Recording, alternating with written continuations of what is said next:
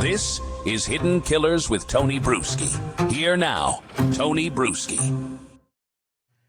I don't know anyone that protects predators other than predators. Do you? Yet somehow in Lonoke County, Arkansas, the very system built to protect victims has spent the past year defending its own bad decisions instead of the people it failed. At the center of that failure are two names now familiar with anyone following State v. Spencer: Judge Barbara Elmore and Chief Deputy Prosecutor John Huggins. Their choices, the bond they approved, the order they issued, the prosecution they pursued, have turned a preventable tragedy into a national case study in what happens when institutions protect themselves first. In June of 2024, Michael Fosler, 67-year-old piece of shit, was charged with 43 felony counts involving Aaron Spencer's then 13-year-old daughter. 43 felonies. That should have been enough to keep any accused predator behind bars until trial. But Judge Barbara Elmore, good old Judge Barbara Elmore, signed off a $5,000 cash bond. You know, like you do. $5,000 to walk free after 43 felony charges involving a child.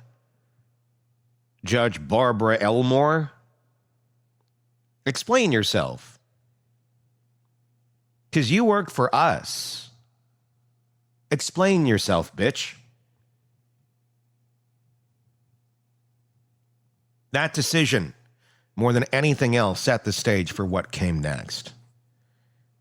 When Fosler was later found in a vehicle with the same girl he'd been ordered to stay away from, the system failure wasn't theoretical anymore.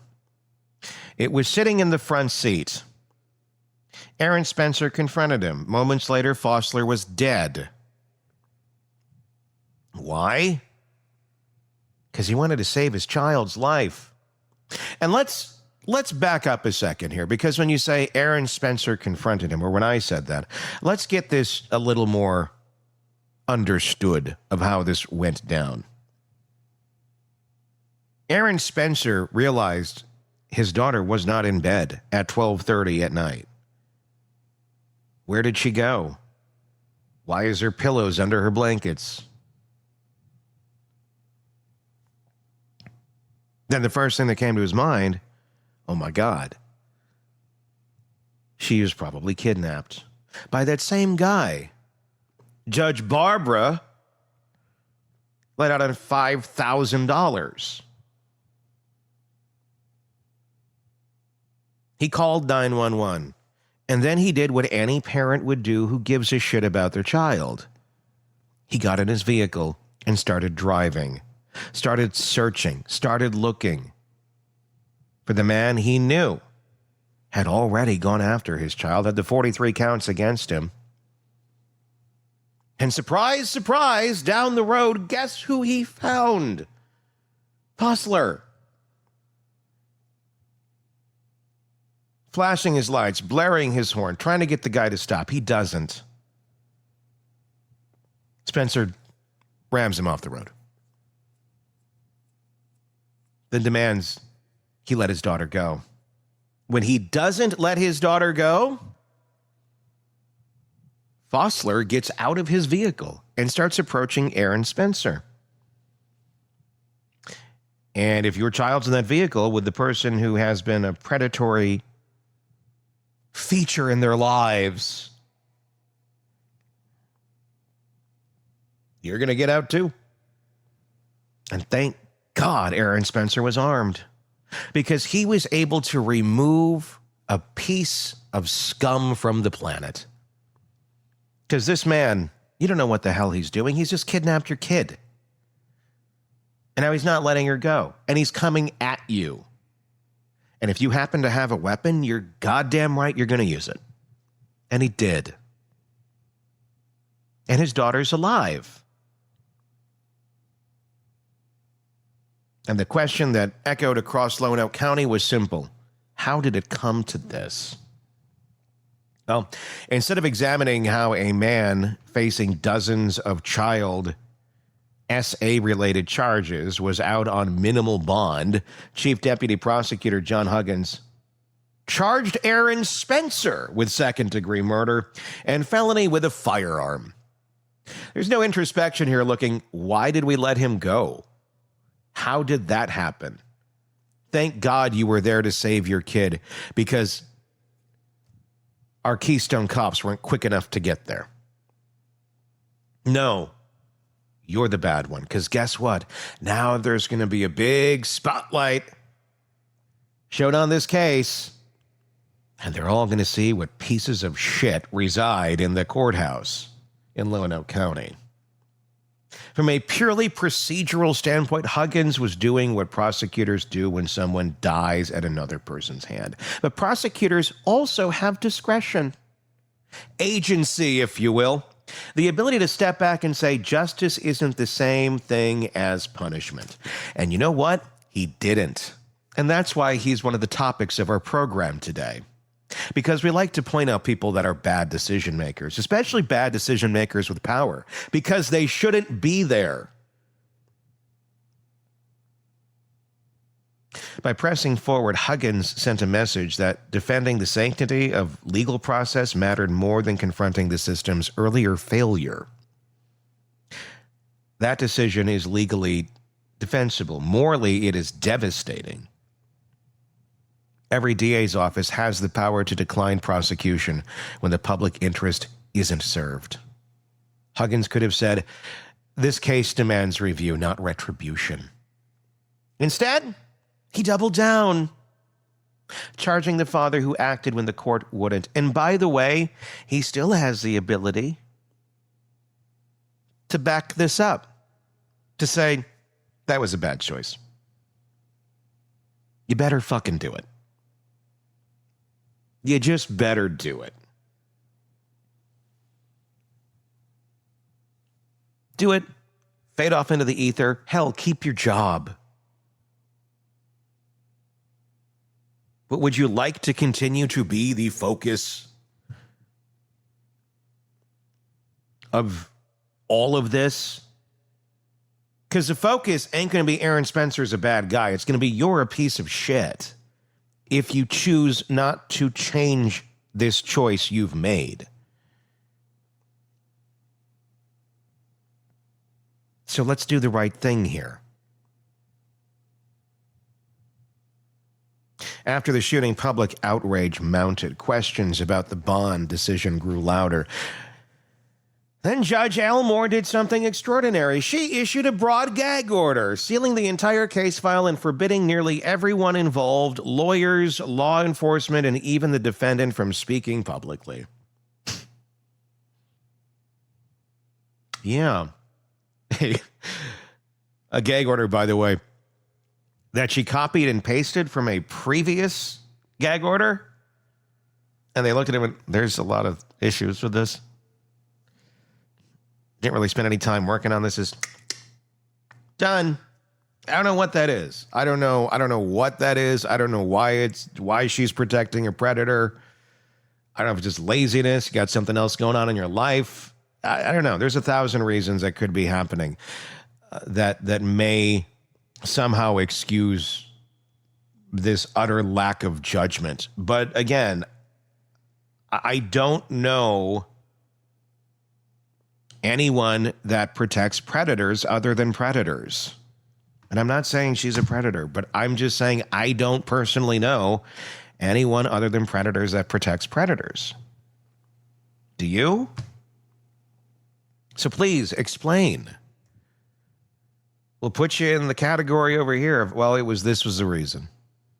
It wasn't because you sit at home at night going, how can I enable more predatory behavior in my district? I mean, that seems insane to think. I have to believe that's not what that judge is thinking. But I don't know.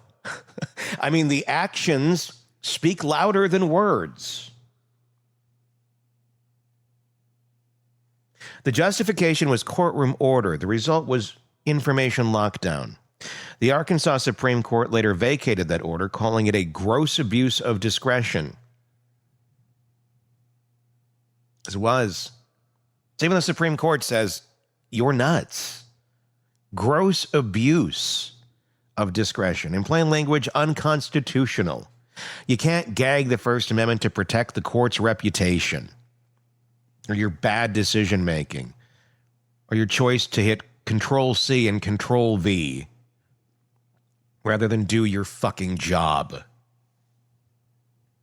This wasn't the first time higher courts had to correct Judge Elmore, by the way. Back in 2015 in Ferguson v. State, she refused to recuse herself from a criminal trial after already making factual findings in a related juvenile case. The Arkansas Supreme Court reversed her ruling, holding that her impartiality was reasonably questioned. Different year, different case, same theme. When authority gets unchecked, rights get trampled. Taken together, these episodes paint a clear picture of judicial temperament. Not corruption, not conspiracy, just a quiet certainty that personal judgment outranks procedure. Twice now, Arkansas's highest court has had to step in to remind Judge Elmore that constitutional limits apply to everyone, even those in robes. Each reversal erodes public confidence, not because people dislike her personality, well, I'm going to say I do, but because consistency and restraint are what keeps courts legitimate. And when those fail, trust fails with them. The gag order wasn't just about speech. It was about optics. Once the Bond decision exploded into public view, the instinct wasn't transparency. It was control. Seal the record, mute the criticism, contain the fallout. But sunlight came anyway. Through the Supreme Court's opinion, through the press, through ordinary Arkansas citizens asking how 43 felonies add up to $5,000. And when light hits bad policy, it doesn't destroy institutions, it disinfects them. Now with oxy power. While Judge Elmore's choices drew rebuke, John Huggins' next move could still redefine the narrative. Prosecutors in Arkansas hold full discretion to amend, reduce, or dismiss charges when justice so requires. Continuing to pursue State v. Spencer now, after the Supreme Court's rebuke of the gag order, after the public documentation of the Bond failure, means owning every consequence that flows from it. This isn't about excusing violence, it's about context. A father acted after a system failed. The DA's office can choose to correct that imbalance or entrench it. So far, it's chosen entrenchment. If Huggins drops or re-evaluates the case, he signals that the prosecutor's office can learn from failure. And that's what the citizens around you with pitchforks and flames are telling you to do. So I would suggest doing that. If he presses on, he confirms what many in Lonoke County already believe, that protecting the institution matters more than protecting people. What happened to Aaron Spencer's family isn't an isolated incident. It's the inevitable outcome of decisions that prioritize procedure over protection. When a judge minimizes risk and a prosecutor maximizes punishment, the line between law and injustice blurs. Especially when they don't even look at the facts of the case. Each official action might be defensible in isolation. Together, they form a chain that ends with a dead predator, a jailed father, and a traumatized child. That's not justice, that's bureaucratic symmetry, where every error must be balanced by another, no matter who pays. Especially when you want people to know about your own errors. Because at the end of the day, maybe that's what this is all about. Keep bearing it. Push it this way. Do it that way. Do everything you possibly can except admit you made a bad call. Lonoke County's 23rd Judicial Circuit now stands as a warning to every small jurisdiction in America. When oversight fades, authority curdles in arrogance. The Supreme Court's interventions weren't political. They were necessary reminders that even good intentions can produce constitutional violations. Judge Elmore's history shows why humility must accompany power. John Huggins' decisions show what happens when procedure replaces compassion. And let's hope that's all it is. That it is procedure outweighing compassion. Let's hope that's all it is. Because again, I don't know anyone that protects predators other than predators, especially a dead predator that we know what he did. And we're still protecting him and going after the person who got rid of him because you guys couldn't keep him in the cage you were supposed to?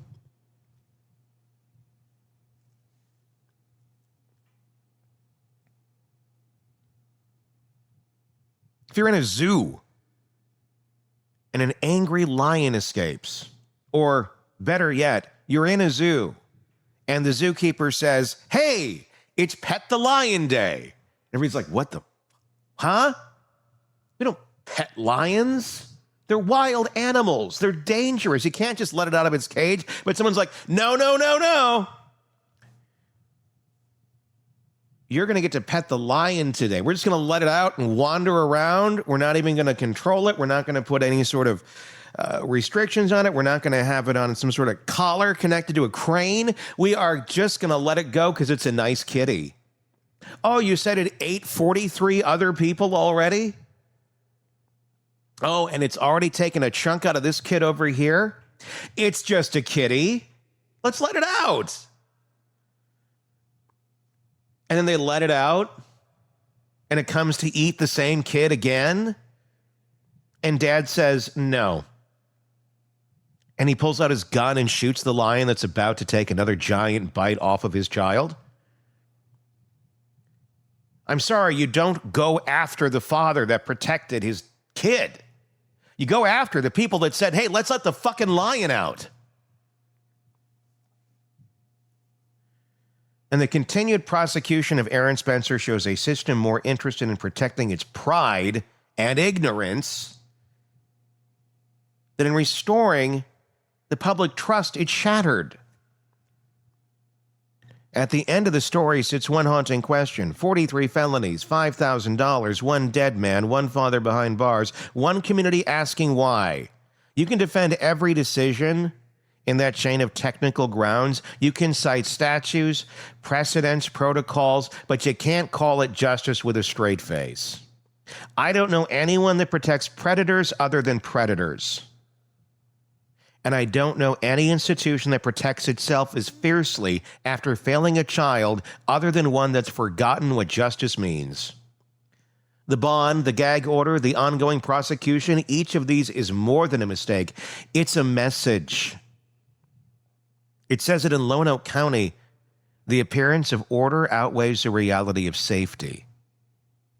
It's a nice kitty. Isn't it a beautiful animal? Yes, it is. It should be in that cage or in the wild, never in this zoo to fucking begin with. And by never in the zoo, I mean like Predator Island. Send him off where he can't be anywhere near people or children. Or how about we just remove him from the planet? Which we did. Thank God. Praise God. Thank you, baby Jesus, for letting that father pull the trigger on this piece of shit. It says that when power is embarrassed, it punishes whoever exposes the embarrassment. Aaron Spencer's case isn't just a tragedy, it's a mirror. It reflects a court that overreacted, a prosecutor who doubled down, and a community now forced to decide whether they will still believe their system can tell right from wrong. And until the day Judge Barbara Elmore and Prosecutor John Huggins confront the consequences of their own decisions, until the system stops protecting the mistakes that protected a predator, the rest of us will keep asking the same question. Who exactly is this justice for? Because justice that shields the predator and silences the protector isn't justice. It's complicity dressed in black robes and legal briefs.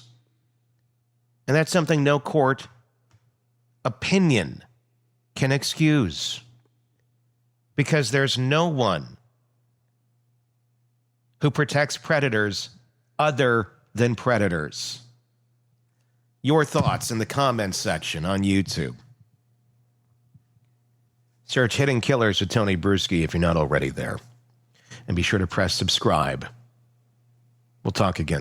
Want more on this case and others? Then press subscribe now and don't miss a moment of true crime coverage from Tony Bruschi and the Hidden Killers podcast.